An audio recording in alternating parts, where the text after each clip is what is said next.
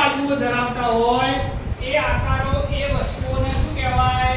ત્રિપરિમાણીય વસ્તુ. જ્યારે ત્રિપરિમાણીય વસ્તુ તો એમાં લંબાઈ હોય, પહોળાઈ હોય, સાથે સાથે શું હોય? ઊંચાઈ પણ હોય. લંબાઈ, પહોળાઈ અને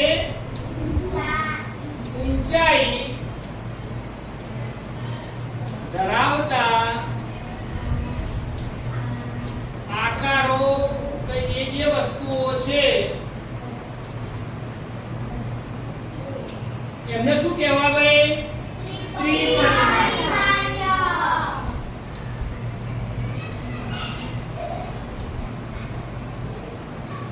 જો આ લંબચોરસ છે ને ભાઈ, આ લંબઘન કહેવાય. આ લંબચોરસ ના કહેવાય. આ આપણને અહીંથી દેખાય લંબચોરસ, પણ એને જુઓ આ લંબાઈ, પહોળાઈ અને આ શું છે? એની જાડાઈ એટલે કે ઊંચાઈ. તો ત્રણે ત્રણ માપ આવતા હોય, લંબાઈ, પહોળાઈ અને ઊંચાઈ. એ પ્રકારના વસ્તુઓને શું કહેવાય ભાઈ? ત્રિપરિમાણીય વસ્તુ. આ જુઓ પાસો આકાર છે ને, એક બાજુ આપણને ચોરસ લાગે, પણ આ ચોરસ, આ ચોરસ, આ ચોરસ, આ ચોરસ, એમ આ રીતે લંબાઈ, પહોળાઈ, લંબાઈ,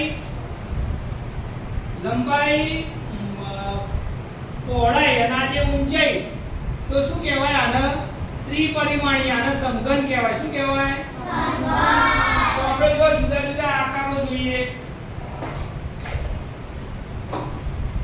આ કયો આકાર છે ભાઈ? નળાકાર.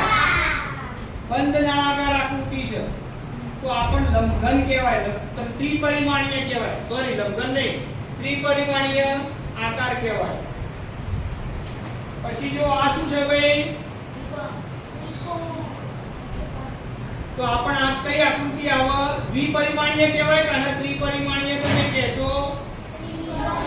ત્રિપરિમાણીય. પછી આ અર્ધગોળાકાર છે, તો આ પણ સમો આવશે ભાઈ? ત્રિપરિમાણીય આકાર. કેવો આકાર કહેવાય આને? ટૂંકમાં જે આકારો લંબાઈ, પહોળાઈની સાથે ઊંચાઈ ધરાવતા હોય એવા આકારોને કેવા આકારો કહેવાય? ત્રિપરિમાણીય.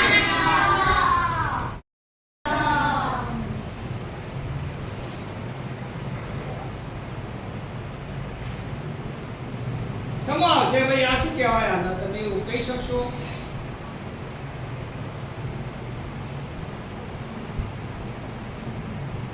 લંબઘન છે, સમઘન છે?